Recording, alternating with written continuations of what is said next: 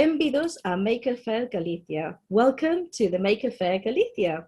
Now, thank you for joining us today, where we will be discussing the video game industry starting from the 80s to today in the 20s. So now our panel here consists of various people who work in the games industry. So thank you all for joining me today on this panel. And we're going to kick off with a brief introduction as to who each one of us on this panel is. And then we're going to dive into questions which you makers out there who are watching this now will, I assume, be very interested in finding out about. So without further ado, I guess I should start introducing myself. So my name is Sue. I'm a member of the Vermislab team here in Galicia, whose main office is in Santiago Compostela. I've worked at the University of the Arts London as a lecturer in digital media production, and I've also done research into communities of practice. So not surprisingly, I worked as a community manager of an online game, a social media consultant, and a video games producer. Some of the panel here remember me working on an online game called Garden Party, but I also worked on Doctor Who, Horrid Henry, Bob the Builder, Postman Pat, his cat, Guess with Jess, and even Peppa Pig.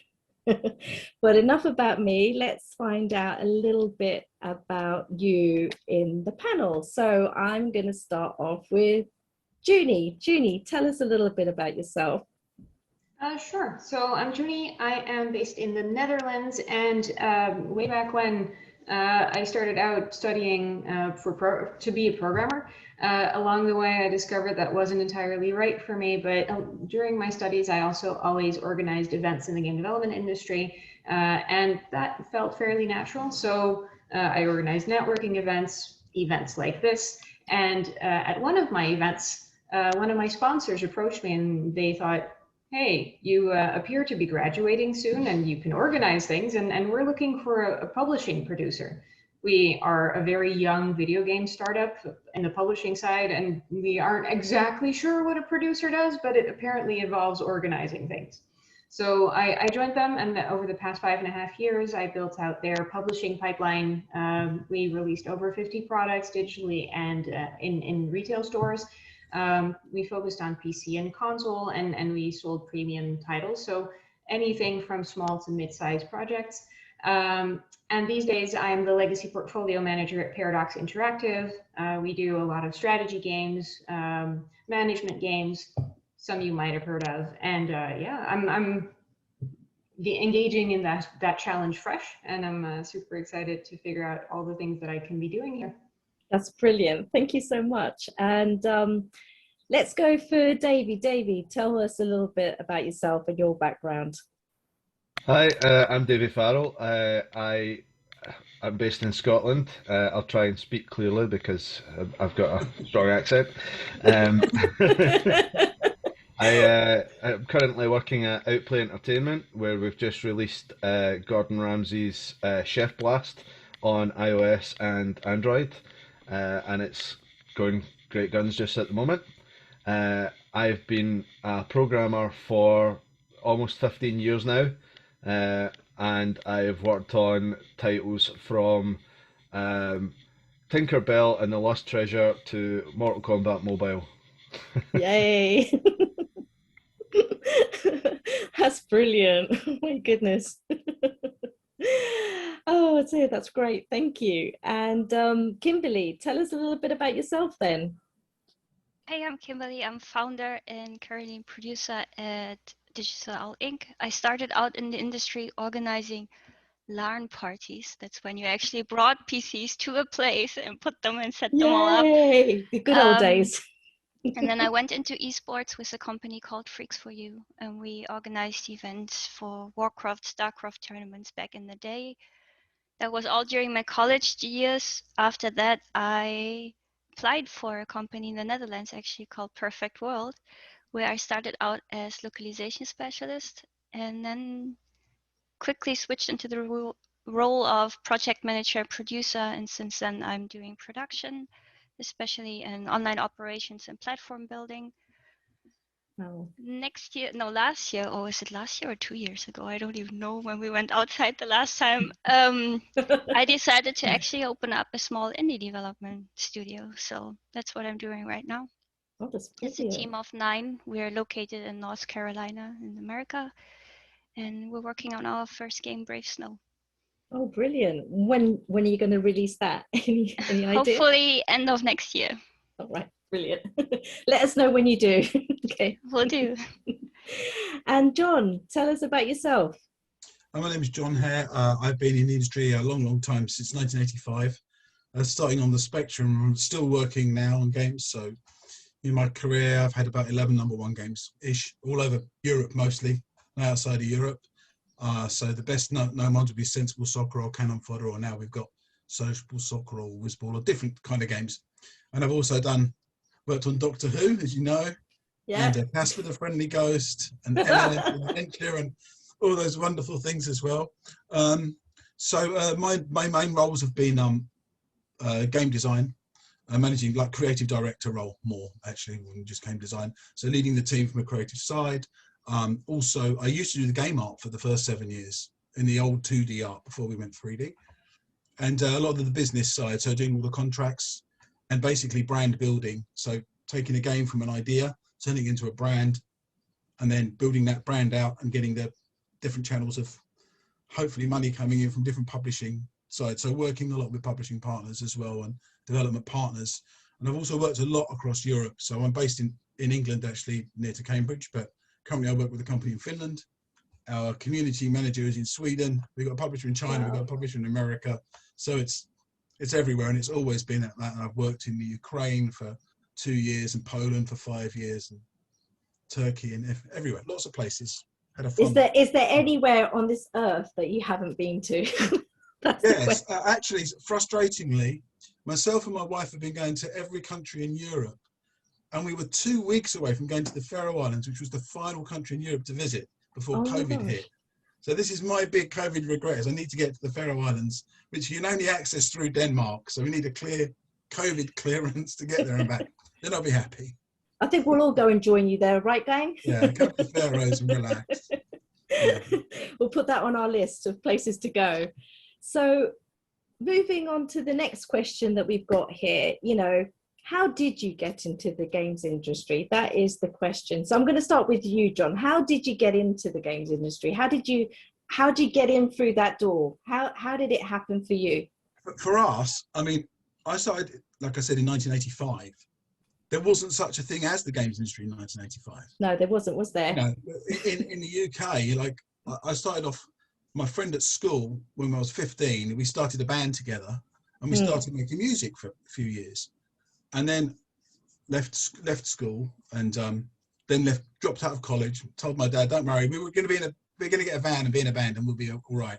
Rock stars, eh? Of course, we weren't all right, and but my friend started to learn how to computer program, and I could do some art, which I did at college. So I did some theatre design and art stuff. So we started working. He got a job with a local company doing just job in programming. Then I helped him with some art, and I got a job with them. And then a year later, we set our own company up. And that's how we kind of really started. We were kind of just looking for something to do. And you learn your way. And in our industry, you learn by mistakes. You learn by making mistakes and signing terrible contracts, and selling games to publishers for nothing, and all the things I hear people talk about. But the thing is, if you persist with that, year upon year upon year, you can increase much better deals. So you go from really bad things and you learn, and then the second time you get it better. And one of the key things in this industry is to not expect everything to fall into place on the first go. I mean, all these guys in the panel will tell you the same thing.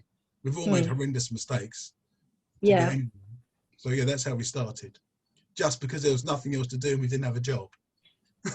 Well, I remember the days of the Spectrum, like you were saying, because my uncle had a Spectrum and he started to show me some programming, and then my parents could see me so interested in it that I got a VIC-20 for Christmas, and then before I knew it, was going to the market to buy these tapes. I hope the rest of you know what tapes are. I know John does, but I'm kind of hoping you all know what these tapes are. And I used to just literally put the tape in, make copies, and start selling them to my friends.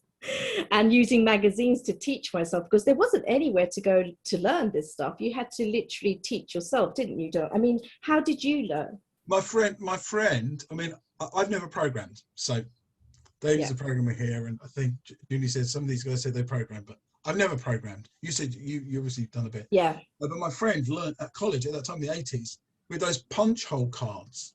Oh God, I forgot about those.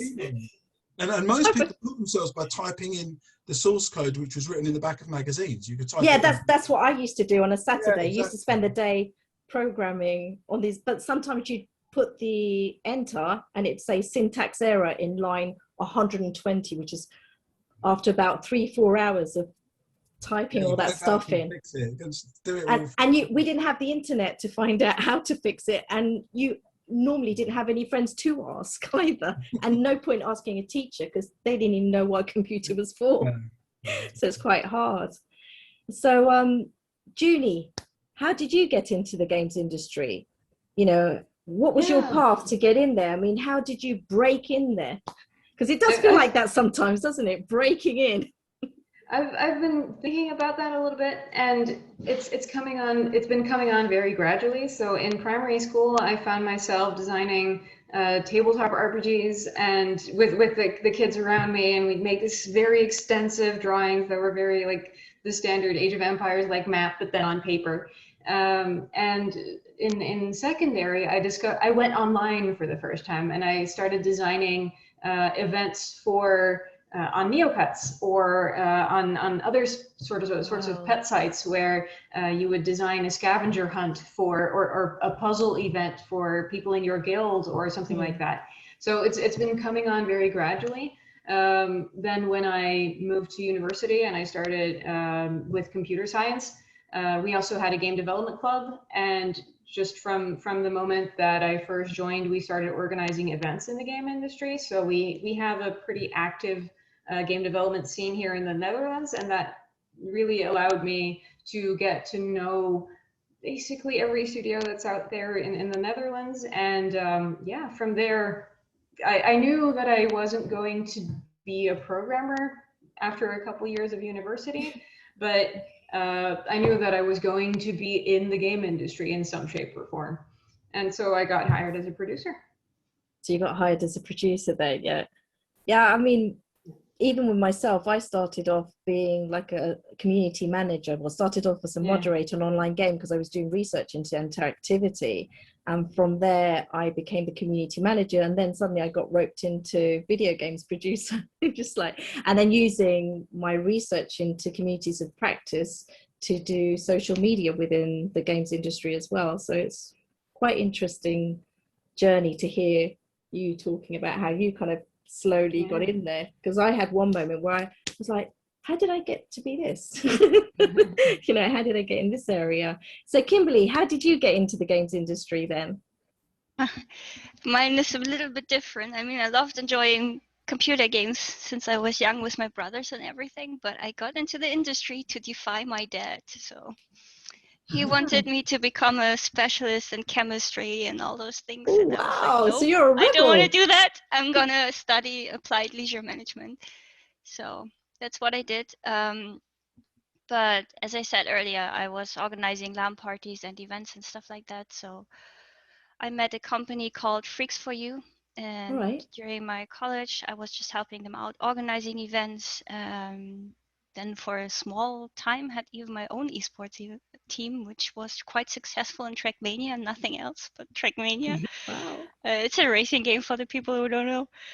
And then after college, I didn't want to do event management because I didn't like the traveling that much. And I was just looking out what else could be out there for me. And well, I was raised bilingual, luckily or fortunately. So I applied as localization specialist and got into it.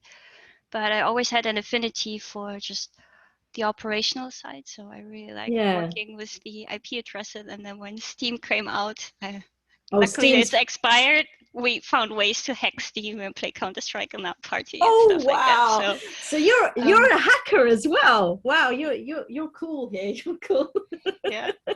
I think it's See, 20 years, right? And I hope Steam is not listening, but no, I hope not as well for your I like sake. that part. And then I was fortunate again because at Perfect World back then they just started developing a new internal analytics reporting account management platform, and that's how I got into the more production side of Yeah. things. And how did you find out about all the things that you learned, you know, like with the hacking and everything? Were you doing like most people do, which is kind of like chatting to each other, trying to find out, or just ransacking the Googling and all the other stuff? Yeah. Is that how you did it? Is that kind of... Yeah, well, we didn't have internet back then, so... Oh, right. So you're just... Right, okay. So you just had to be lucky that someone knew how to do it, or most of the time it was just trial and error, to be honest. All those lovely... You just went in there, yeah. All those lovely CDs that people used to burn and give you, where you had the lovely crossbones, right? Not that I ever saw one. I don't know. And then some of your friends always had the correct version from yeah, someone. where did they got it from? You never knew who the originator was, right, nope. guys? Yeah. So that was pretty cool. And then back then it was also fairly easy to crack CD keys because they always followed the same pattern. I shouldn't say these things here, but so you could reuse them multiple times before they invented all those DRM stuff. Yeah, it was cool. But it was cool. I never intended to get into video games, and now I'm here for more than 12 years. So. And you're enjoying it, I take it, because you're carrying on, yeah? Yes. I think all of you here enjoy it, yeah? Everybody? Sometimes. I bet there's sometimes you wish you were doing something totally different. Yeah, I know the feeling, especially if it's like what we were talking about earlier, which is 2 o'clock in the morning when you're with a deadline coming up and you're really crunching and it's not getting there. So right now I'm checking my phone because we've been crunching with Apple for a month now. So oh gosh, I'm doing that right now. Yeah. Really? So, yeah, I mean, it's just the nature of the beast, you know. If you can't crunch, you shouldn't be in this industry because it's unavoidable. It doesn't matter how much you try to avoid it, you can't, because there's always emergency last minute stuff that comes up and bites you. Yeah, or things that you plan that, you know, in terms of coding or some element that's just not working at all and you have to change it, and restructuring that. As soon as you tell the guy that someone like Davey, actually you got to change this, and I'm the producer, like Kimberly and Julie will understand this, as the producer you are literally the buffer, aren't you, in the middle, trying to kind of buffer between and you've had this as well, where you're saying I want this, and then the guy that programs says this is like scaffolding, they can't take the bottom bit out, otherwise the whole thing's going to drop, and you're going to have to explain that to whoever it is that's telling you to change it, right? I've always said if a producer's doing their job right, you don't know they're doing a job at all. Yeah. Wow, this is why you and me are friends, aren't we? We wouldn't be friends otherwise. It's being a diplomat, isn't it? Isn't that right, Kimberly and Junie? You have to be diplomatic, and John would agree that as well. And you know, I've seen it primarily from the publishing production side, but so it's a little different than development production, but in essence, it's the same. You're trying to please everyone. Yeah, and reach that deadline, that dreaded deadline, which poor John is now looking at the phone thinking. I was teaching this in university about making games. I taught for 5 years in Westminster Uni. Currently, I'm Anglia Ruskin Uni. And I would say to the students, okay, so you've got all these people involved in making a game. You've got like designers and programmers and artists and producers and everyone else.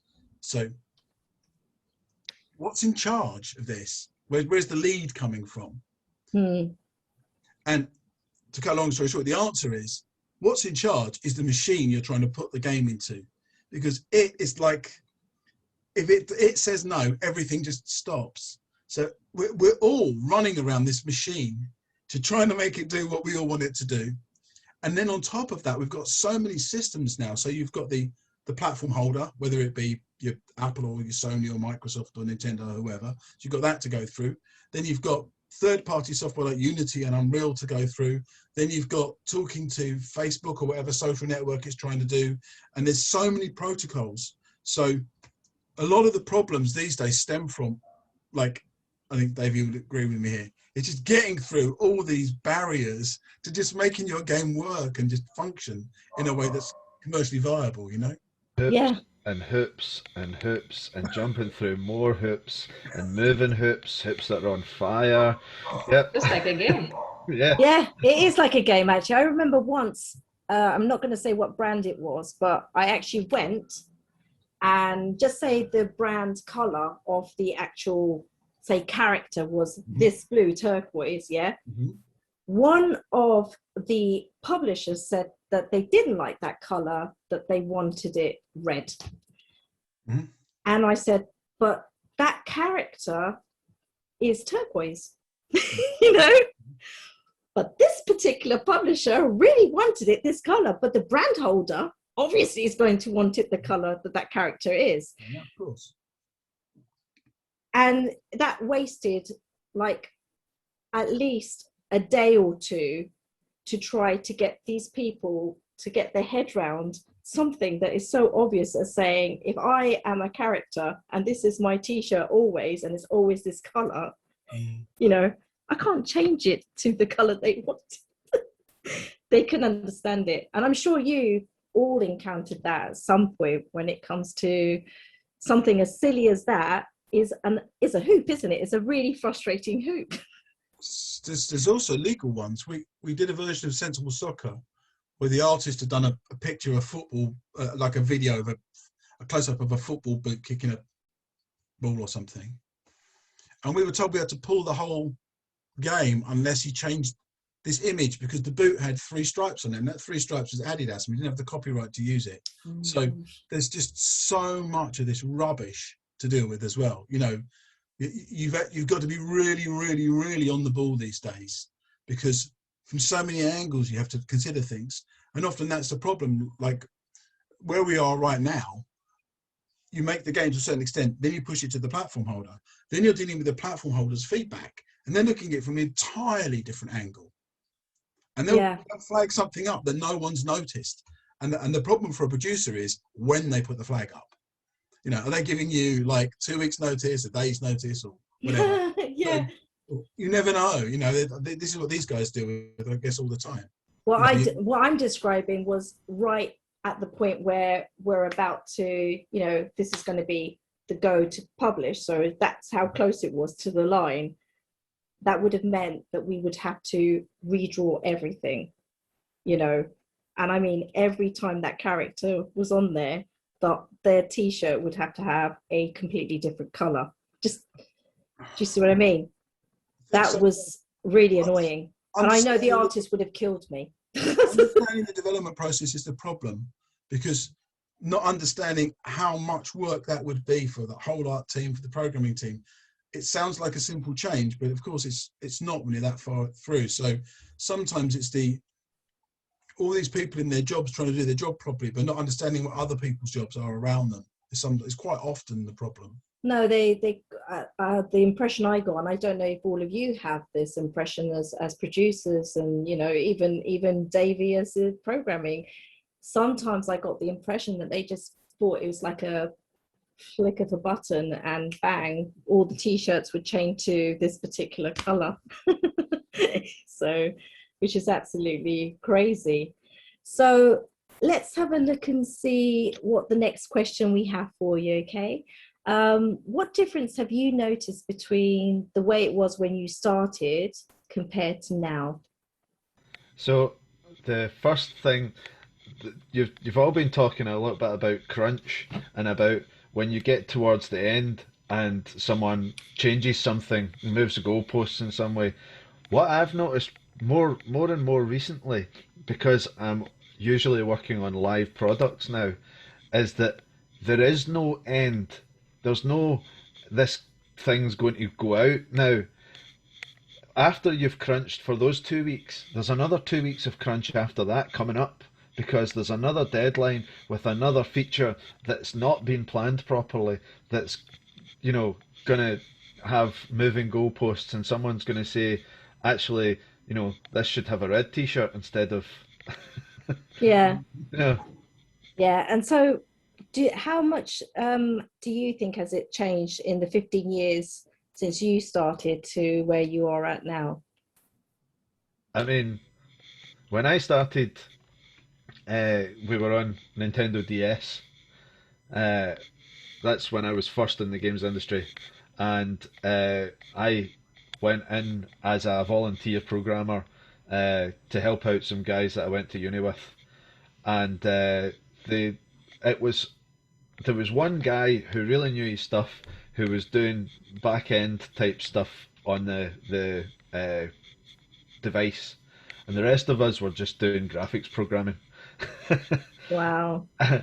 And but again, this was going to be a shipped product. It was going to be shipped on a cartridge. Now I haven't seen a cartridge in so long. I've just been doing mobile games all the time, and it's constantly uh, live ops now. You don't All right. you don't put a game out and that's it done. You put a game out and then you support it. All right. Okay. So that takes up a lot of time. Yeah. So it's Yeah, quite different.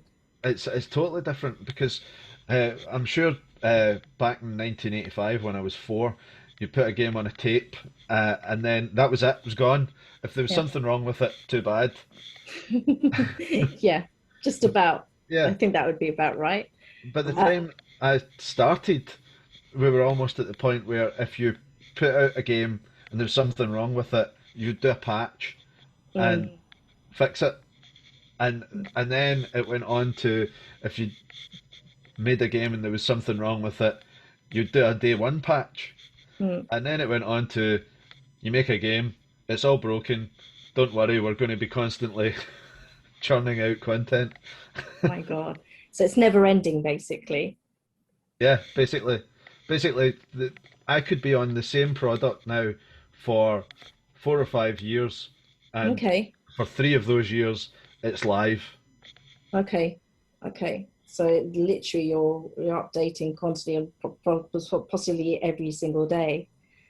What about for you, Junie? How much has it changed since you started in until now, compared to now? I think the only certainty that we have in the game industry is that there is no certainty. So everything is changing all the time, from technology to people to the players that we're reaching.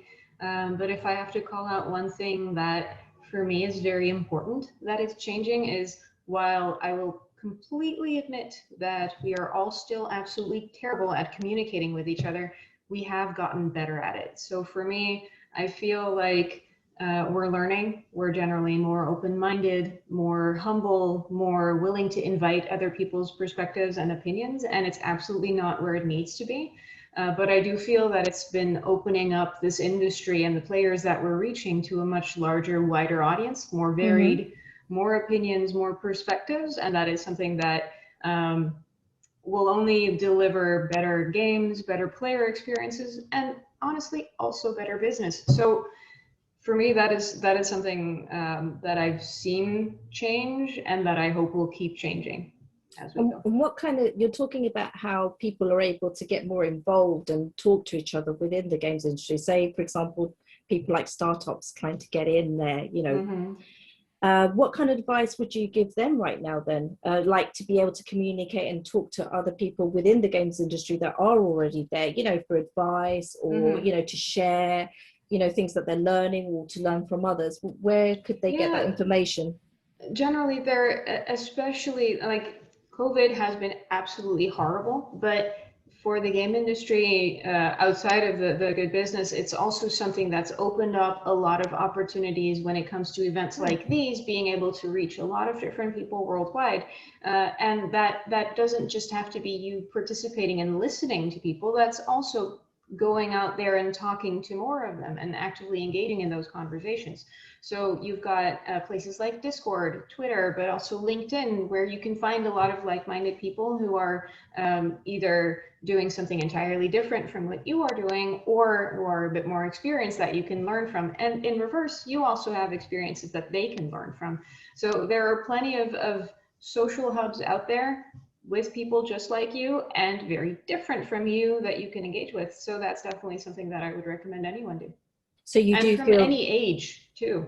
So you do feel that people, as you say, are sharing a lot more their information, not all keeping it to themselves and not telling people. Oh, absolutely. I mean, I run a Discord server with 1,500 industry professionals exchanging experiences every single day. So that's something that's really opened up and started to really blossom over the past couple of years.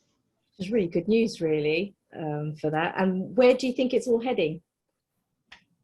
Oh, that's a very broad question. Just the industry at large? Well, in terms of the sharing of the open, open in that source sense. software and things like that, like we've got the maker movement where everyone's making things and sharing, what we're doing with each other, Are you seeing that a lot more I mean, you're saying we're sharing more information. Mm-hmm. Are we sharing? Yeah, I think more on production processes and hard skills, but also soft skills. I think open source is a conscious decision that you have to make for your project. Sometimes it's right and sometimes it isn't. But regardless of that, there are always experiences that you can exchange, and that is something that I feel is critical to ensure that we're not all constantly reinventing the wheel, right? You can learn from others to make sure that you don't make the same mistakes that they have. So in general, I am all for sharing. When it comes to open source, if that is right for your project, then by all means, go ahead. Cool. And Kimberly, so how different is it since you started to where it's at now? And, what's your opinion on open source software as well? I think a lot changed since I started. The industry definitely have become more acceptance. So you can go out there now and tell people I develop video games, and it's not anymore, oh, you're a nerd in your basement. No, it's actually, oh, that's cool. Do you work on this or this? Or my kid started playing Roblox and trying out level design and stuff. I think that's one of the biggest and greatest changes. There are so many more study programs out there. We get so much more knowledge and expertise in the industry we wouldn't have gotten before, especially when it comes to high-end production, VR, AR, all those things. And I wouldn't want to miss that. So that's the good change. The bad change is, though, that it's still an industry that preys on passionate people. So if you get in this industry, just be prepared. You're expected to work more than you're supposed to. And I have yet to meet a company that is not like that in the industry, to be just really frank and honest. So it's not a 9-to-5 job. No. No. I mean, I worked with some pretty amazing and big companies. I will not say any names, but how they glorify people working 60 hours a week, 70 hours a week is almost cult-like. I'm sorry to say it like this. So just prepared for this. Always remember you're number one. They're a business. They're not your friends. And as long as you're okay with that and find your right work-life balance, this is an amazing industry. And then regarding open source, I just love it. I mean, I have a little nephew myself, and he just plays this really weird game mode in Minecraft at the moment. They call it GTA Minecraft to circumvent the age restrictions on actual GTA. And it's just fantastic. The things they come up with and they create with it, and it's free for everyone, for them to learn and how they bond over it. But also for small studios like myself, if there wouldn't be open source out there, I wouldn't be able to afford any kind of game production that's required nowadays with the high quality standards we have with the million indie games on Steam out there. So marketplace assets for Unity and Unreal Engine, but also Quixel, all those things that are there for free. You can really make a AAA game by yourself. Okay, it takes you a little bit longer than 5 years, but potentially you could make it all by yourself and then actually make a living out of it. So I think that's a great opportunity, but it also inspires innovation.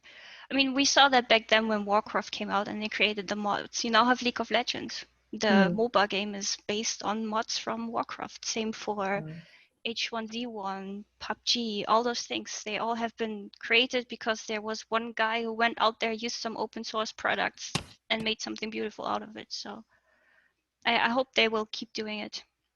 I'm actually really excited to see where companies like Roblox or Epic Games now and so on will go with connecting these worlds and all these different tools and commercializing it even so that the people who create can commercialize it that way.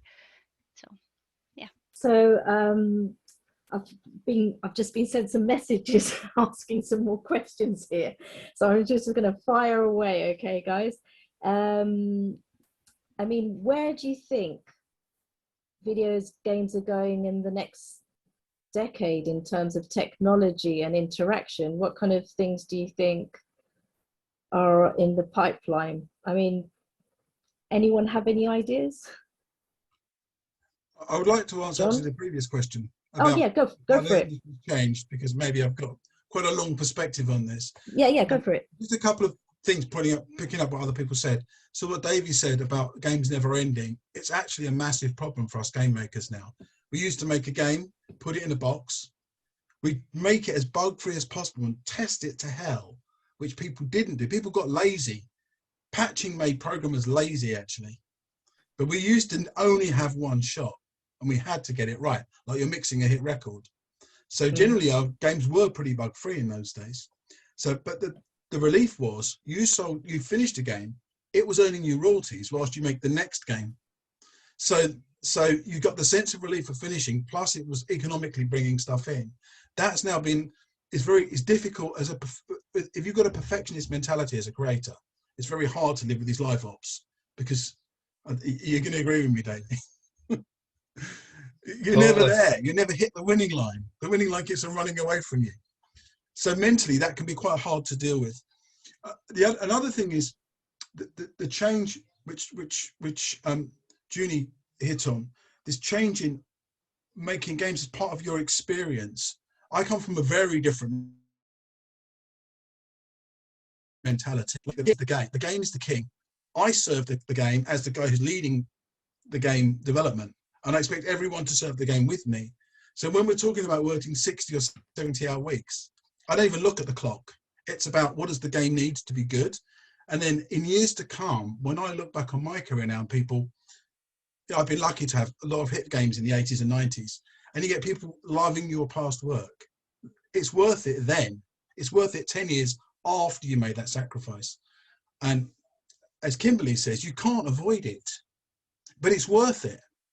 Yeah. And you need a team around you that all believe it's worth it, not just on the development side, on the publishing side as well, on the marketing side. You need everybody to be in it together and make it work.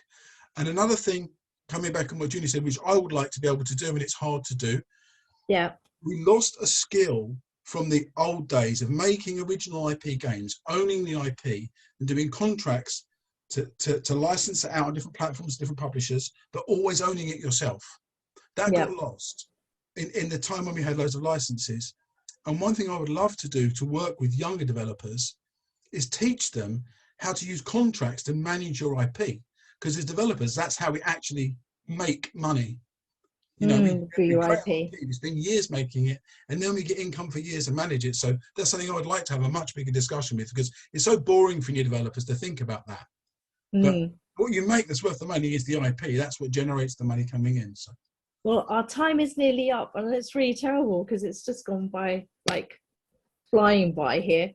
But from each one of you, I'd just like to hear, you know, one piece of advice that you think is just really key for anyone that's a startup or getting into this industry, like in terms of technology, of where everything's going, that kind of thing. Anything that you think that would be really helpful for them.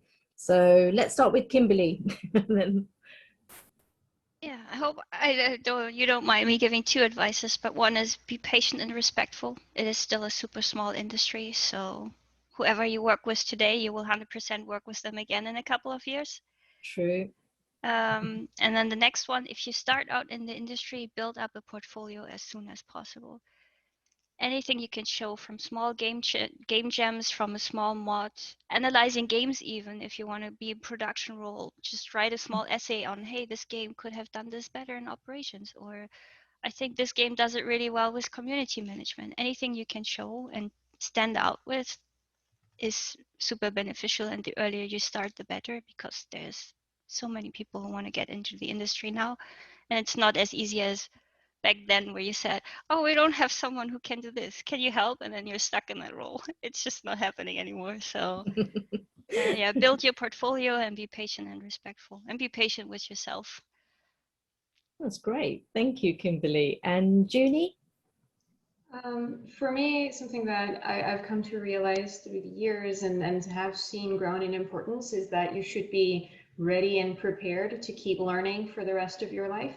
You do not know everything. You will never know everything, but every little bit that you learn will go back into creating better player experiences. Okay, and Davey? Yeah, I have to reiterate that. If you, as a programmer especially, if you don't keep learning, you are very quickly going to be extinct. You're a dinosaur in no time. And the other thing that I want to say is, look, we're not in this to get. I'm not going to be rich anytime soon from doing this. This isn't. When I was growing up, I believed that this was going to be a well-paid job. I'm all right. I'm not skint, but this is not a million maker. You know, you're not going to be a millionaire. Maybe one or two of you will, but not many. And John, what advice have you got? Most important thing is to be realistic about your own personal skills, and not have ambitions to do stuff that's beyond your capability of doing it to a professional extent and to a good extent. So there's plenty of roles in making games. It's a team game what we do. It's not an individual game. And you can find your role, whether it be as a programmer or as a producer or a community manager or an artist or whatever you are. You'll find your way, but you need to work with other people. And especially if you're making your own first games, think about the idea of what you want to do, then scale it down to a quarter of that size, then try and make it. The key problem for people starting out in the industry is that they're too ambitious. They want to make a Call of Duty in a week in their bedroom, and people need, that's the first lesson to learn, and allow yourself to make mistakes. Okay, so keep it simple. Is that? Yeah. I always say keep your head in the stars and your feet on the ground. That's how you make good stuff. That's a really nice phrase actually to end on. So I just want to say thank you to all of you for participating today, for joining me on this panel. It's a shame that we've run out of time, but hopefully we'll be able to do this again soon if you all want to join in again. During the year, I'm going to be working with kids that want to do video games, so especially on Saturdays. So it'd be really good if I could get input from all of you to inspire them, these young kids, girls and boys that want to get into this industry. So, you know, get what we didn't have, for example, when we were younger, that we didn't have anybody to kind of help us along really and guide us, did we, back then? Because it sounds like all of you worked your own way up by just talking to different friends, didn't you? So thank you so much for all of this. Okay. Thank you so much. See you guys. Good day. Great to meet Bye. everyone. Bye. And thank you so much. Bye. Bye.